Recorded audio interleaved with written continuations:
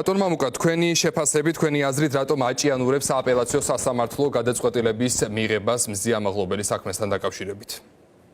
როდესაც დღევანდელ რეალობაზე ვსაუბრობ და იმ პოლიტპატიმრებზე, სინდისის პატიმრებზე, იმ დარღვევების და ასე შემდეგ, ჩვენ უნდა გავითვალისწინოთ, რომ არა გვაქვს სახელმწიფო ინსტიტუტები, რომელიც ამოსავალი წერტილი არის კანონის ფარგლებში, კონსტიტუციის ფარგლებში იმოქმედონ. ანუ როგორც ხდება ნებისმიერ დემოკრატიულ სახელმწიფოში, სადაც არის საუკეთესო სტანდარტის კანონი და კანონმდებლობის ფარგლებში მიმდინარეობს პროცესი.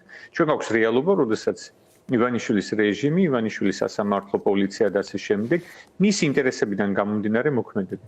და ეს არის ინტერესი, რომელიც საქართველოს მოსახლეობის ინტერესებთან შესაბამისობაში არ არის და ეს არის გაგრძელება რუსული კანონისა და რეალურად თქვა დარჩენილი ქვეყნის 80%-ის ოკუპაციის. ზუსტად ამ მიმართულებით იგივე თქვა პოლიცია პროვოკაციებს მისდევს, ძალადობს, არიძიებს, სასამართლო პროკურატურა აღარც ფორმალურად ცდილობენ რაიმე არგუმენტი წარმოადგინონ რაღაც საქმესთან დაკავშირებით და აი ამ ჭრილში უნდა დავინახოთ, რომ ინსტიტუტები არა გვაქვს, ერთ მხარეს დგას პატარა ჯგუფი ადამიანებისა ივანიშვილის გარშემო და მეორე მხარეს არის დარაჩენი საქართველო. და აი ამიდან დანახული გარკვეულად ლოგიკური არის, რომ როგორ ექცევა ქალბატონ მზიას რეჟიმი, როგორ ექცევა სხვა სინდისის პატიმრებს. კი ბატონო და თქვენ როგორ ხედავთ პროცესების განვითარებას, მაინც ხედავთ იგივე გამოხმაურებებს, მათ შორის ჩვენი საერთაშორისო პარტნიორების მხრიდან, მაინც როგორ უნდა გაძლიერდეს ნეხი ივანიშვილის რეჟიმზე, რომ რაღაცნაირად არ მოხდეს ისე, რომ მზია მაღლობელს 4-დან 7 წლამდე პატიმრობა მიესაჯოს.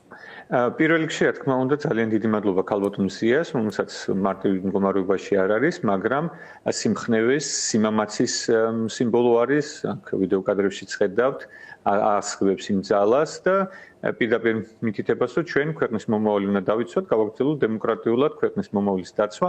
რა თქმა უნდა, ქალბატონ მზიას პირველი მხარდაჭერა უშუალოდ საქართველოს მოსახლეობიდან არის მნიშვნელოვანი და იმ კითხვისგან, რომელიც წლების განმავლობაში მისი და მისი კოლეგების ჟურნალისტურ პროდუქციას ეცნობიან და სწორედ ეს არის თქვა ძალიან მნიშვნელოვანი ჩვენი ქვეყნისთვის და ნუ პარალელურად რა თქმა უნდა საერთაშორისო თანამეგობრობის წარმომადგენლები ის ხალხი, ის სახელმწიფოების ორგანიზაციები, რომლებიც დემოკრატიას იცავენ, ქვეყნის ხარს უჭერენ საქართველოს ევროპულ მომავალს, აქტიურად აცხადებენ, აფიქსირებენ თავის პოზიციას, მათ შორის აღნიშნულ საქმესთან დაკავშირებით. ამ მნიშვნელოვანია, რომ ზოგადად მთელი პროცესი, რომ როგორც ჩვენ ვთქვათ, ქვეყნის სიყვარულში და ერთგულებაში არ ვიღლებით, ანალოგიურად არ გვაწყდება ქალბატონ მზია და არ გვაწყდება არც ერთი პოლიტპატიმარი, არც ერთი სინდის პატიმარი და უნდა გავაგრძელოთ ჩვენი აქციები, პროტესტი და ის როგორც ვთქვათ, რეალურად ეს რაც დღეს ქვეყანაში ხდება, მსგავსი ვთქვათ, ღალატობის ხარისხი ერთ-ერთი გამორჩეულია სამწუხაროდ, მაგრამ პარალელურად გვაქვს ძალიან დიდი გაერთიანება. ეს რეალურად არის საერთო ეროვნული პროცესი, მთელი ქვეყნის მასშტაბით, თავისი აქციები, თავისი სულისკვეთებით, უწყვეტი აქციები და ასე შემდეგ. ჩვენ უნდა გავაგრძელოთ და მე როდესაც დასრულება ყველა ის პროცესი, როგორც საქართველოს მოსახლეობას უნდა გავიხსენებთ ამ დღესაც, ამ შეხვედრებს, ამ ჩართვას, ამას და ვიტყვით, რომ ის მომენტი იყო, თქვათ, ის დაკავება კაფიო, ღია იყო, ნათელი იყო, რომ უკვე დროის საკითხია, როდის დასრულდება აღნიშნული რეჟიმი, იმიტომ რომ სხვა გამოსავალი რეალურად არ აქვს ამ ქვეყანას აქვს დიდი საუკუნოვანი ისტორია, არაერთი თავდასხმა, არაერთი ღალატი, მაგრამ ქვეყანა ყოველთვის ახერხებდა მოსახლეობა მობილიზებას და თავის და ქვეყნის მომავლის დაცვას. ანალოგიურად იქნება ეს.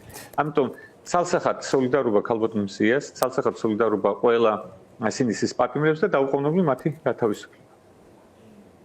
კი ბატონო და იმ სოლიდარობას უცხადებს მზია მაღლობელს საქართველოს მეხუთე პრეზიდენტი სალომე ზურაბიშვილი შემდეგ რამეს წერს შენ მარტო არ ხარ საქართველოს თავისუფლებისთვის ამ ისტორიულ ბრძოლაში ბატონო მამუკა მე მინდა ასევე თქვენი კომენტარი მოვისმინო თავად კრიტიკული მედია საშუალებების წინააღმდეგ დამოუკიდებელი ჟურნალისტების წინააღმდეგ მიმართ ეს რა ტიპის სიგნალი იყო მზია მაღლობელის დაპატიმრება და ამ მეთოდებით ციხეში ჩასმა ჩვენ ვიცით როგორ მოიყვნენ მას იზოლატორში ამის შესახებ საიამ არაერთი განცხადება გააკეთა რომ ის დაექვემდებარა რა არადამიანურ მოპყრობას მათ შორის საუბრობდნენ იმის შესახებ რომ ირაკლი დგებუაძემ მზია მაღლობელს სახეში შეაფურთხა კიდევაც ამის შესახებ ჯერჯერობით სპეციალურ საგამოძიებო სამსახურს გამოძიება არ დაუწყია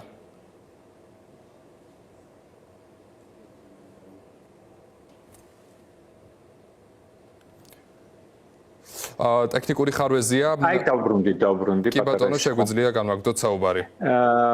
რეალურად ახლა თქვენს ეთერში და თქვენს კოლეგებს და სხვა კოლეგებსაც არაერთხელ უსაუბრია ჯერ კიდევ სანამ დაიწყებოდა რუსული კანონის ამბები, რამხელა გამოწვევის წინაშე იყო ქართული მედია ეგზისტენციალური საფრთხეების ქვეშ იყო და მთელი მსოფლიოს ისტორია გვაჩვენებს, რომ არსებობს ქვეყანა იყოს დემოკრატიული, იყოს ევროპული დემოკრატიული, ჩვენს რეალობაში თუ მედიაში სერიოზული პრობლემა გაქვს.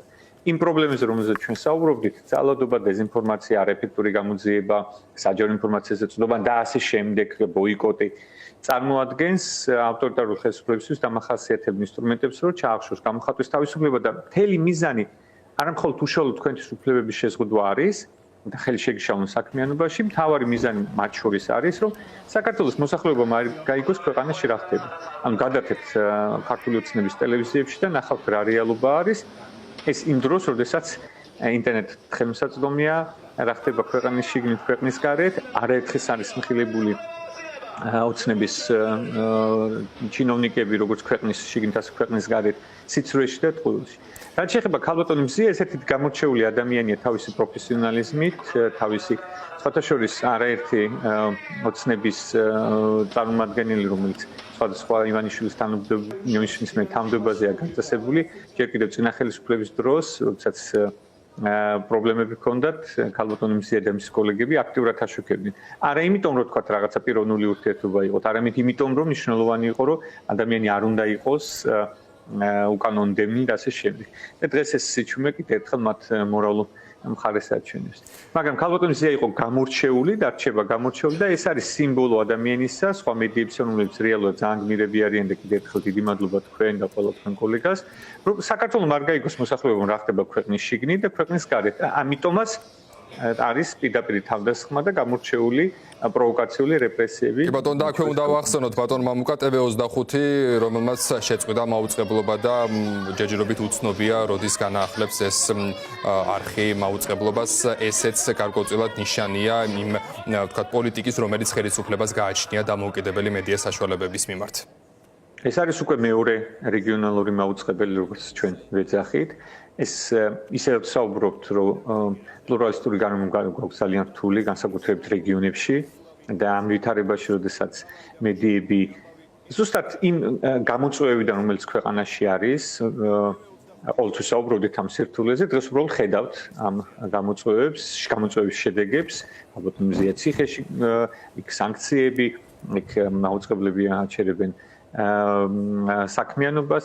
აი სოლიდარობის ერთ-ერთი ფორმა, რომელიც მედიის წარმომადგენლებმა გამოხატეთ კაპიტულაციასთან დაკავშირებით, როდესაც შეწყვეტეთ მაუწყებლობა, ეს იყო გაფრთხილება საზოგადოების მიმართ, ანუ იმ ხალხის მიმართ, ვინც ჯერ კიდევ ბოლომდე კი არის დარწმუნებული, რომ ეს არის რუსული რეჟიმი, მაგრამ თქვათ აქტიურად არაფიქსებს თავის პოზიციას, რომ წარმოიდგინოს რა რეალობაში ექნება ცხოვრება, იგივე საზოგადოების მაუწყებლობის მონიტორინგისასაც აჩვენებს რა ხდება ჩვენს თვალწინ, რასაც ჩვენ ყოველდღურად ხედავთ და რაც გაჩვენებენ ისინი.